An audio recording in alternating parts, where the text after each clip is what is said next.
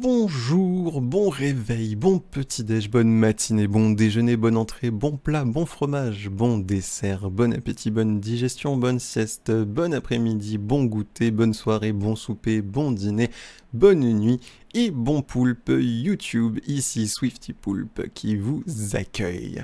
On se retrouve aujourd'hui pour un nouvel épisode de Bonne nuit les poulpis, le poulpecast d'une histoire, un conte, une légende pour vous détendre. Installez-vous confortablement dans votre chaise, votre fauteuil, votre canapé ou votre lit et laissez-vous emporter par ce récit. Et donc ce soir, on va lire le conte de l'impératrice Jingu de la période Yayoi. Chapitre 1. L'impératrice Jingu regardait la mer. Celle-ci était si calme. Les dernières heures qui venaient de s'écouler avaient été les plus éprouvantes qu'elle avait vécues. Elle avait essayé d'être forte et de ne pas s'écrouler devant ce spectacle, celui de son époux Chuai, quittant peu à peu cette réalité. Sur son visage, Jingu avait pu lire la détresse d'un corps à l'agonie. Elle n'était pas autorisée à défaillir, elle, la future régente du royaume. À ses côtés, ses domestiques veillaient à ce que son visage reste sec. Puis ce fut la fin. Elle voulut crier à l'injustice. Elle aurait aimé pouvoir transformer cela en colère, mais la maladie était la seule coupable. Jingu avait demandé à se recueillir quelques instants.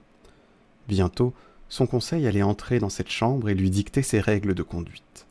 Elle le savait, et pourtant, elle l'appréhendait. Jamais elle ne s'était intéressée à la régence du royaume. Son époux l'avait toujours tenue à distance. Jamais elle n'avait influé sur la vie politique, et maintenant, elle allait devoir diriger. La main sur le ventre, elle prit une longue inspiration. L'impératrice ressentait la présence de son enfant. Elle allait devoir se battre pour lui. La douce chaleur de l'oracle d'Amaterasu Mitama sur son épaule la rassurait. Alors que Jingu n'avait qu'une dizaine d'années, son esprit s'était uni au sien. Cet être de lumière l'a accompagnée dans toutes les épreuves de sa vie. Chaque jour, elle bénissait sa mère, la déesse du soleil, pour ce cadeau. Mitama lui avait prédit qu'elle porterait un fils, mais Jingu n'eut pas le courage d'annoncer à l'empereur qu'il allait avoir un héritier. Elle craignait que ses espoirs s'évanouissent, comme cela avait déjà été le cas par le passé. Elle préférait attendre que ses hanches s'arrondissent. La lune était posée sur l'étendue bleue marine. La femme se remémorait le soir où son époux lui avait confié ses rêves pour son héritier. Ojin était le nom qu'il souhaitait lui donner. Il voyait pour lui un empire s'étendant jusqu'au royaume de Silla par-delà les mers. Cette conquête lui incombait maintenant. Elle était devenue l'impératrice. Mais elle savait aussi que ses conseillers, redoutant une guerre perdue d'avance, ne la soutiendraient jamais. L'eau caressait ses orteils. D'un mouvement de va-et-vient, les pieds de l'impératrice passaient du monde de l'air à celui de l'eau. Mitama lui avait susurré à l'oreille qu'elle trouverait sa force dans la mer. Elle devait attirer les faveurs des esprits divins en offrant un peu d'elle-même. Ôtant son épée de son étui, elle coupa une mèche de sa chevelure pour la jeter dans l'eau. Ses cheveux flottèrent en masse avant de se dissocier les uns des autres. Ils commencèrent à étinceler sous les reflets argentés venus du ciel, se noyèrent, avant de se mouvoir en prenant l'apparence d'une silhouette animale. Un esprit émergea de l'eau. Elle l'appela Soko. Jingu le reconnut. Enfant, elle l'avait vu dans un songe. Guidée par son ami l'oracle, elle entailla sa main. Les quelques gouttes qui tombèrent dans la mer se diluèrent pour former un second esprit, Naka. La douleur arracha les dernières larmes qui restaient à l'impératrice. Se mélangeant à l'eau salée, elles constituèrent ainsi un troisième esprit, Uwa. Les trois entités arrivaient à peine aux genoux de la jeune femme. Elle gigotait en fredonnant une ritournelle joyeuse qui lui esquissa un sourire sur son visage. Jingu mit un pied sur une embarcation. Les autres la suivirent. Le courant les éloigna du rivage. Lorsque les membres du conseil se mirent à sa recherche, ils ne retrouvèrent que ses guettas renversés sur le sable. Chapitre 2. Les tortues et les poissons virevoltaient dans le courant. Proche de la surface, les méduses se hissaient de bas en haut dans un rythme désordonné, disparaissant parfois, scintillant de mille feux souvent. Assise sur le radeau de bois, l'impératrice profitait de cette paix. Son cœur était vidé de toute peine, comme si le temps et la douleur n'existaient plus. Soudain, les esprits des eaux s'agitèrent. Soko, Naka et Uwa l'avertissaient d'un danger. Jingu leva les yeux. Le ciel se couvrait de nuages denses et sombres. Le vent s'abattait sur la surface. Résistant comme elle le pouvait à cette confrontation avec l'air, la mer oscillait, mettant en danger ses passagers. La jeune femme s'agrippa à la barre, elle était prête à en découdre. Elle résista de longues minutes, mais le bois de l'embarcation se fissura. Soko, Naka et Uwa avaient disparu. Soudain, des vagues se formèrent en grands rouleaux et des clapotis naquit une forme de plus en plus imposante. Une silhouette se dessina, majestueuse, monumentale. Un immense dragon d'eau et d'écume apparut. C'était Ryujin. D'un tourbillon, le dieu de la mer saisit l'impératrice et l'entraîna vers son royaume. Jingu eut l'impression de se noyer avant de s'évanouir. Jingu flottait sur des tentacules d'anémone. En ouvrant les yeux, elle découvrit un dôme de corail qui abritait le palais. Immergée dans les profondeurs, elle pouvait cependant respirer. À ses côtés, Mitama brillait de mille feux tandis que les esprits des eaux sautillaient comme à leur habitude. Le dragon avait laissé place à un homme. Sa peau, bleutée, légèrement irisée, lui conférait une telle beauté que son apparence semblait irréelle. L'esprit de l'impératrice était tiraillé entre la séduction et la crainte. Le temps avait suspendu son cours.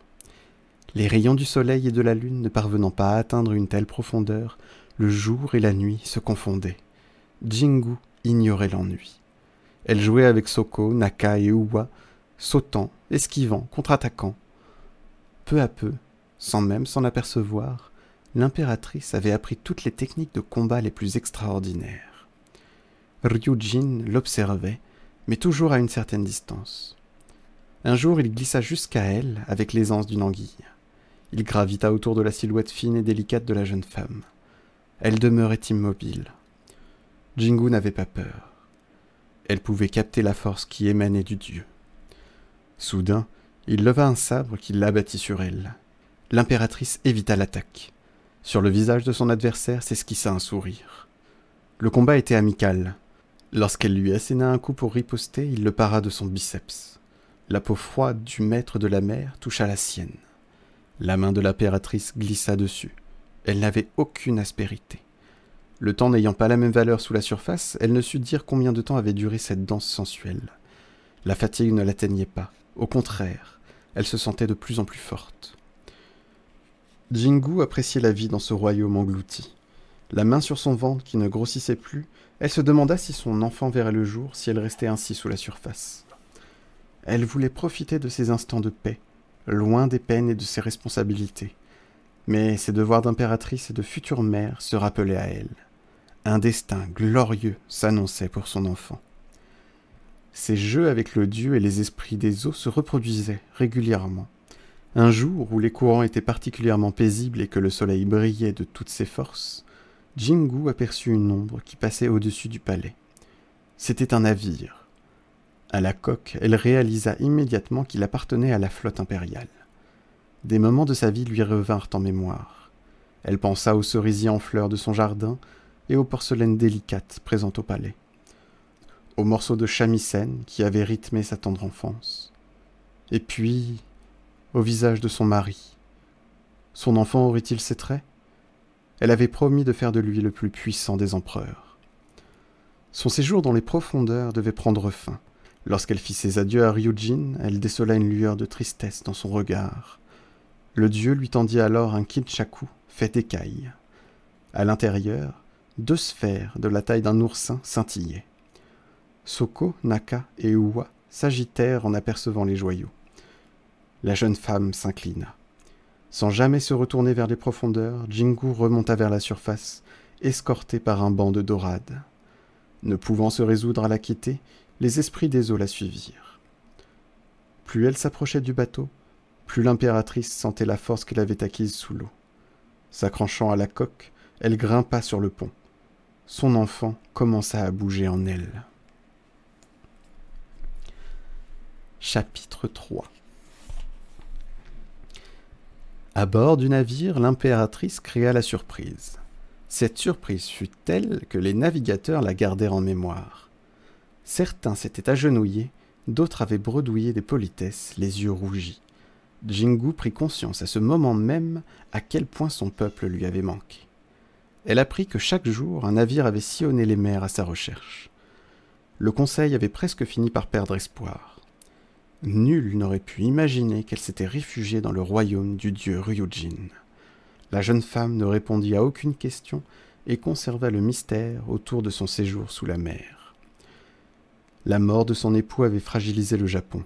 Si les guerriers arrivaient à protéger les côtes des attaques venant de la péninsule, les mers étaient devenues dangereuses. L'air s'engouffrait dans les voiles. Heureux d'avoir retrouvé leur impératrice, les navigateurs prenaient le vent du retour. Jingu pouvait sentir le souffle lui fouetter le visage. La mer la prévenait d'un danger. Soudain, les messagers s'éclipsèrent. Comme apeurés, les oiseaux agitaient leurs ailes pour atteindre au plus tôt le palais. L'impératrice savait que la flotte n'arriverait jamais à temps pour les secourir. Les bateaux ennemis apparaissaient les uns après les autres sur la toile bleutée. Les hommes poussaient des cris de panique et piétinaient le pont comme des fourmis titillées par un enfant joueur. 2 d'entre eux voulurent mettre l'impératrice à bord, mais elle les repoussa d'un geste ferme. Même si le combat semblait perdu d'avance, elle était prête à en découdre. Soko, Naka et Uwa avaient cessé leur rebond et fixaient le kinchaku que le dieu de la mer avait remis à Jingu. Les 2 joyaux s'étaient mis à scintiller. Mitama entama un chant. La petite mélodie ressemblait à un doyo. L'impératrice comprit instantanément que le présent de Ryujin jouerait un rôle dans leur survie. Les navires coréens s'étaient rassemblés, formant une coupole infranchissable. L'adversaire surpassait de très loin en nombre les troupes de Jingu. Elle saisit l'un des joyaux. Dans son esprit, le visage du dieu se forma. Elle se remémora son regard et sa présence silencieuse. Rassemblant toutes ses forces, l'impératrice lança la sphère lumineuse. Soko, Naka et Uwa la suivirent des yeux avec un frémissement de joie. La distance qui les séparait de leur ennemi était telle qu'aucun homme n'aurait pu les atteindre, même d'une flèche la plus profilée. Pourtant, le joyau la parcourait sans perdre de vitesse. Face à l'effort, son ventre la tirailla. Il s'arrondissait de minute en minute. Lorsque le joyau chuta dans la mer, les hommes de l'impératrice lâchèrent un soupir de désespoir. Nul n'avait pris garde au mouvement de marée. Les flots se rétractaient et peu à peu, le niveau de la mer baissait. Les rochers découvraient leurs têtes, les coraux brillaient sous les reflets du soleil, les cavernes marines apparaissaient et bientôt les bateaux finirent par s'échouer sur le sable. Profitant de cette marée basse, les guerriers ennemis descendirent à terre. Leurs casques luisaient sous les rayons du soleil levant. Leur lourde armure ralentissait leurs mouvements. L'impératrice se sentait sereine. Une horde, sur le sable humide, progressait rapidement vers eux. Elle somma ses hommes de ne pas quitter le navire. Certains fulminaient et voulaient aller se battre, d'autres paniquaient et auraient préféré fuir, mais nul ne désobéit. Les oiseaux se précipitèrent sur les sables découverts pour se délecter des délices sous-marins qui s'offraient à eux. À travers la nuée de volatiles se dessinaient les guerriers coréens. Ils étaient en marche. Dès que le dernier eut posé les pieds sur le sol, Jingu s'empara du second joyau dans le kinchaku et le lança avec la même force que le précédent. Dès qu'il atteignit le sable, il s'enfonça. Soudain, le sol se mit à gronder et une énorme vague se forma, un tsunami plus grand et plus terrifiant qu'aucun homme n'en avait jamais vu. Pris de panique, les soldats tentèrent de fuir l'imposante onde. Certains abandonnèrent leurs lourdes cuirasses qui les ralentissaient. Mais la vague était trop rapide et elle engloutit la totalité de l'armée dans un déchaînement de flots et de cris. Les rares survivants qui avaient réussi à émerger à la surface avaient été entraînés par les créatures de la mer venues en nombre. Raies, anguilles, tortues, requins, les serviteurs du dieu de la mer les emmenèrent vers leur royaume. Un silence assourdissant remplaça les cris et la surface de l'eau retrouva un calme immaculé. Les ennemis de l'impératrice étaient vaincus. Pendant un long moment, tous se réjouirent du calme retrouvé. Les renforts de la flotte japonaise arrivèrent enfin. Voulant profiter de la défaite des défenses maritimes coréennes, Jingu ordonna la percée vers le royaume de Silla. Sur terre, un long combat eut lieu. Son entraînement sous la surface de la mer n'avait pas été vain. La jeune femme brilla par sa force et sa technique martiale. L'impératrice fut portée aux nues et ses exploits célébrés dans tout le pays. Lorsque Jingu revint dans son royaume, victorieuse, elle fut prise d'un sentiment de mélancolie, comme si elle était devenue une étrangère. On lui raconta que 3 années s'étaient écoulées depuis son départ. Son ventre était maintenant si marqué qu'elle devait rester alitée de longues heures. Dans cette même chambre où la vie de son époux lui avait injustement été enlevée, elle donna naissance à leur enfant, Ojin. Comme l'avait fait sa mère avant elle, elle déposa sur ses petites épaules Mitama, son amie de toujours. Chaque jour, au lever, l'impératrice allait respirer la mer. Elle pensait souvent au dieu dragon, mais jamais elle ne le revit. Fin. J'espère que vous aurez apprécié cette histoire. Elle est tirée du livre Histoire de femmes samouraï de Sébastien Pérez et Benjamin Lacombe dans la collection Métamorphose. Si ça vous a plu, n'hésitez pas à aimer la vidéo, la commenter, la partager, vous abonner à la chaîne et à me suivre sur Instagram et TikTok. De plus, vous pourrez me retrouver tous les lundis, mercredis, vendredis soirs en live sur Twitch. Il ne me reste donc plus qu'à vous souhaiter une bonne suite et fin de journée, de soirée, une bonne nuit. Je vous fais plein de poulpoutou et je vous dis à bientôt dans l'océan.